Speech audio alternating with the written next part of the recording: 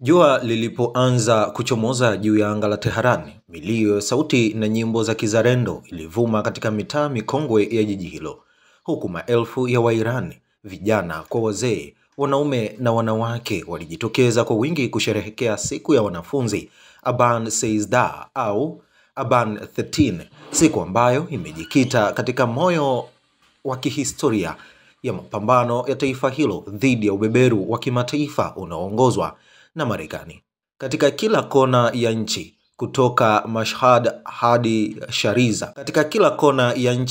Mashhad hadi Shiraz, Tabriz hadi Isfahan, barabara zilijaa bendera, mabango na nyimbo za kuhimiza uthubutu, kwani ni siku ya ukumbusho wa mwaka 1979 pale wanafunzi wa chuo kikuu cha Teherani walipochukua hatua ya kihistoria kuliteka ubalozi wa Marekani. Hatua hiyo ilikuwa jibu la wazi kwa watu wa Washington kumpokea tena Mohammad Reza Shah, mtawala aliyepinduliwa na mapinduzi ya Kiislamu yaliyokuwa yakiongozwa na Imam Khomeini. Tangu siku hiyo ya kihistoria, Aban Seizdeh imebaki kuwa alama ya msimamo wa Iran, ishara ya taifa lisilopinda mbele ya nguvu za kigeni, ambapo mwaka huu maandamano hayo yamepata uzito wa kipekee. Ni miezi michache tu imepita tangu vita vya uchokozi vya Wamarekani na Israeli dhidi ya Iran vilipoteketeza miundombinu muhimu ikiwemo vituo vya vyakula. Katika siku 12 za moto na damu, zaidi ya watu 1000 walipoteza maisha, wakiwemo wanajeshi na wanasayansi mashuhuri. Lakini leo maadui hao waliodhani wangezima roho ya Iran wamejikuta wakishuhudia taifa likiinuka tena kwa nguvu mpya, kwani katika uwanja wa Palestina maelfu ya waandamanaji walikusanyika mapema alfajiri wakiwa na bendera za kijani, nyeupe na nyekundu, huku sauti za nyimbo za mapambano zilipaa hewani zikichanganyika na vigeregere vya umma uliojaa hisia. Umati ulioanza kutembea kuelekea kwenye jengo la zamani la ubalozi wa Marekani, eneo lililojaa kumbukumbu za ujasiri wa wanafunzi wa kizazi cha mwaka 1979. Miongoni mwao walikuwa maafisa wa serikali, makamanda wa jeshi, wanafunzi na hata wazee waliowahi kushuhudia mapinduzi hayo ya awali, bila kuwasahau waandishi wa habari ambao walikuwa wakinasa kila taswira, kila neno na kila pumzi ya uzalendo iliyokuwa ikitoka midomoni mwa wazalendo hao. Kwani siku hiyo haikuwa tu kumbukumbu ya kihistoria, bali ni tamko jipya la uhai wa mapinduzi, ishara kwamba licha ya vizuizi, vikwazo na vita, moyo wa Iran haujawahi kufa. Wakati jioni ilipokaribia, anga la Teherani lilijaa taa na nyimbo za wimbo wa taifa, na sauti ya kijana mmoja kutoka msafara wa wanafunzi ilisikika kwa nguvu. Ilisema, "Tulifundishwa na waliotutangulia kwamba uhuru si zawadi, ni deni linalolipwa kwa ujasiri, na leo tunalilipa kwa sauti zetu." Katika hatua nyingine, asubuhi tulivu ya Jumatatu, anga la Teherani lilishuhudia mafuriko ya wanafunzi waliojaa hamasa katika ukumbi wa Imam Khomeini Complex. Ndipo kiongozi wa mapinduzi ya Kiislamu Ayatollah Said al-Khamenei alisimama mbele yao, mtu wa hekima aliyejaa utulivu wa mzee na uthabiti wa mlima, kwa sauti yenye weledi na busara.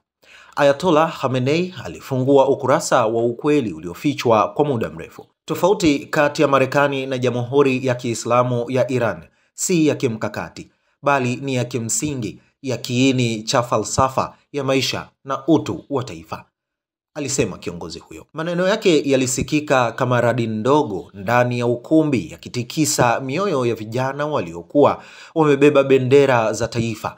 Alieleza kuwa tofauti hizo hazitokani na mazingira, bali zinatokana na misingi miwili inayokinzana, moja ikitawaliwa na tamaa za ubeberu na nyingine ikiongozwa na heshima, uhuru na imani.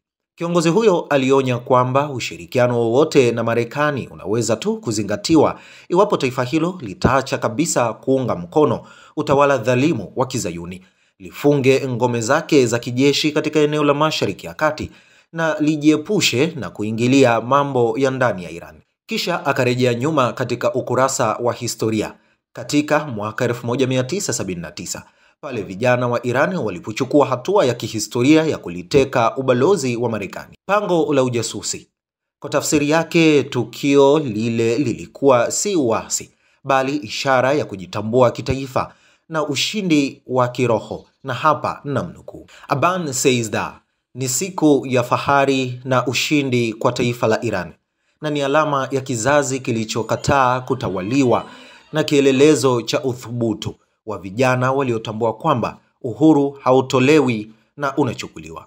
Mwisho wa kumnukuu. Ayatollah Khamenei alisisitiza kuwa tukio hilo lilifunua sura halisi ya serikali ya Marekani kwa kile alichodai kuwa uso wa unafiki uliokuwa umejificha nyuma ya maneno ya urafiki na misaada, ambapo alifichua kwamba ndani ya ukuta wa ubalozi kulikuwa na chumba cha njama kilichokusudiwa kupanga mapinduzi ya kuipindua serikali mpya ya Kiislamu.